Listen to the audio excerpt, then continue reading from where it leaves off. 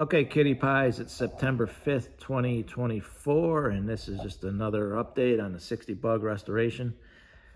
I finally, after all summer off and on this roof, I finally got this roof ready for final primer. Now, back in May, I thought I was going to have this thing done in a couple days. It felt and looked pretty good, but I started blocking it, and boy, I tell you, there was a lot of things in there I didn't like. The factory stampings in the roof, it was low here, a little high here. You know, these gutters were, where they crimped the roof. Some markings in here were a little off. I mean, normally if it was painted regularly by Volkswagen, it probably would have looked good. There really were no dents in the roof. It was just right here. It was a little wavy, a little low here, high here. You could see my, after blocking it. So this is the Optics High Build. You could see here, this is the epoxy primer. That's what I put on first. And you could see here the body filler, which I put over the epoxy. And then the Optics over the body filler. So there's a lot of work here, a lot of steps. So when you sand this Optics, I put in 3 coats, which is like 20 mils, which is really thick. You don't want to leave it on thick. You want to take it down as far as you can go. So I took it down. I knew it's as far as I can go there. You can see here, I knew I was getting close to where I needed to be. That's what you want to do. So I sand this with 120 grit. And then when I get it, where I think everything is nice and straight, I'll follow it with 220, which I did tonight. And then finally, I'll follow it with 320. So... And then after I 320 it, I take Prepsol. This is the clean strip in the aerosol can. And to check your panel for straightness or any issues, I use this. You just spray the whole roof really wet with that Prepsol. And it acts like a clear coat. And you could sit there and you could walk around your roof and you could see if your panel is straight. Okay, so that's the little trick body men use. Restoration shops use. I like this. This is kind of new. I used to wipe it on with a rag, but now I just spray it out of the aerosol can. It makes it a lot easier. I concentrated a lot on this drip rail here. I seam sealed up under here. I wanted the drip rails to look good here. I wanted them to look good in here. You can see here. Blocking this area isn't easy. That's where I use that paint stick with the stick it on it. I don't want any paint or primer going into my vents, so I used a fine line, tape this off. I'm going to be blending that primer into here, and I'm going to feather all that out, and then I'm just going to leave the epoxy primer in here because I don't want a lot of paint on these. If you put a lot on here, it'll chip, so I'm just going to sand the epoxy. And I'm going to spray the paint down into the vent area here. So you can see here, a little high, lows, little imperfections there. I finished this off really nice in here. You can see here the drip rail area. Now it's interesting, I notice on all Volkswagens, right here comes out a little bit. That must be how they do it from the factory. I'm leaving that. Let me get up here and I'll show you. You can see here, there's a little high here, high. That's what you want to see. You want to take it down as far as you can, but you don't want to go too far. But yet you want to keep that panel straight. And that's where that 120 comes in. Follow it with 220 and then 320. You can see here, I was really high here. The block picked that up on me.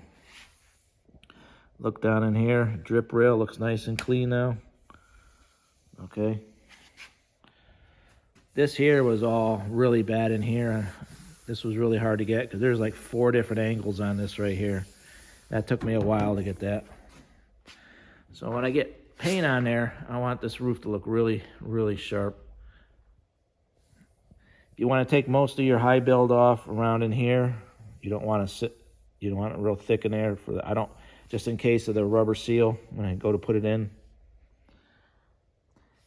You can see here, once again, I'm going to blend the primer into the epoxy primer. because in here I'm just going to paint right over the epoxy primer, which you can do. You cannot paint over the high build poly because it's basically a spray-on body filler. You have to follow it with a primer. I wanted to take a lot off around here because when I put the gasket and nut in here, I didn't want a lot of material, so in case it would chip. I left the original hole in. Well, I think that was aftermarket for somebody put that in. I'm going to put a hood squirter in. I just left it. So tomorrow night, I'm going to come in and I'm going to use this primer here from Tip Tools. TP 1063 and 1064.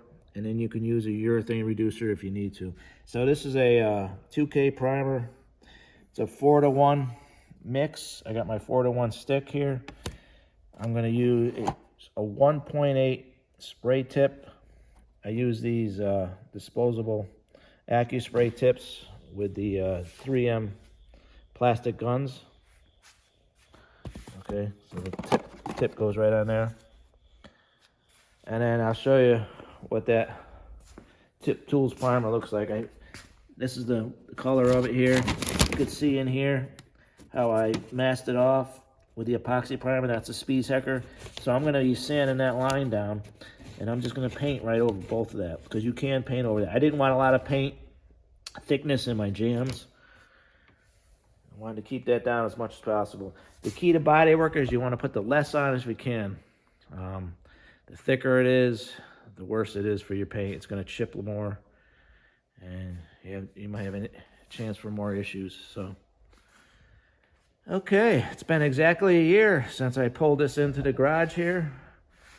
I remember last September, second week in September, I was complaining about all the glue on that carpet, trying to get that off. I probably spent 2 weeks just scraping glue adhesive remover. That was a nasty job that was. Spent a whole year doing the metal work on this. As you saw the videos before, all this in here, that took a lot of time.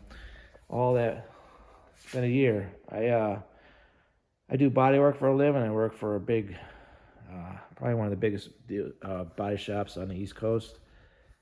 And I come home at night, and the last thing you want to do is work on something that you've been working on all day. So I put a couple hours in every night, and I finally, after a year, got it done. I've been kind of stalling the last month because of the heat, and I had a couple other things in the summertime I was doing, but now I'm going to get back on it, and hopefully this is the final panel that I needed to do, so I can put in final primer.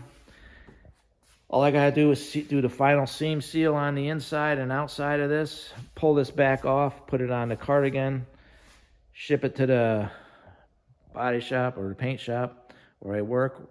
We have 3 bake paint booths with the bake cycles, so I'm gonna use all 3 to paint this. I'm gonna put all the parts in the other 2, put the body in one, and I can bake it and sand it and go to town there. So hopefully in October I can get this done. My biggest next challenge is how am I going to paint this? Am I going to paint the whole car all at once, the trunk, the engine bay, the interior, or am I going to paint those 3 separate, tape them up? Because you got to get paint up under here, up under the heater channel here. I might tape that off, I don't know. You gotta, it's just, these kind of cars are kind of tricky to paint. And I'll be honest with you, I'm a body man. I used to paint. I could still paint, but I'm going to leave it. I'm going to have one of the production painters where I work paint. I tell you, production painters are the best painters in the world. They paint constantly all week. They can knock out a beautiful paint job like it was no tomorrow. If you use good materials and you get a good painter. So I'm just going to pay the painter to do it for me. And even though I'd like to do it, I know I got too much work into this to mess that stage up, and they just know what they're doing. They're painting these new cars every day, and I tell you, their production painters are really good, just like production body men are. They're just really sharp. They have to get it right. These new cars today, people are spending a lot of money on. They want them right. It's kind of nerve-wracking sometimes, but especially these color matches. But okay, kitty pies, just another update on the 60 bug restoration, and final panel is finally getting in primer. I can finally can't believe I'm going to have this in paint soon. Okay, bye.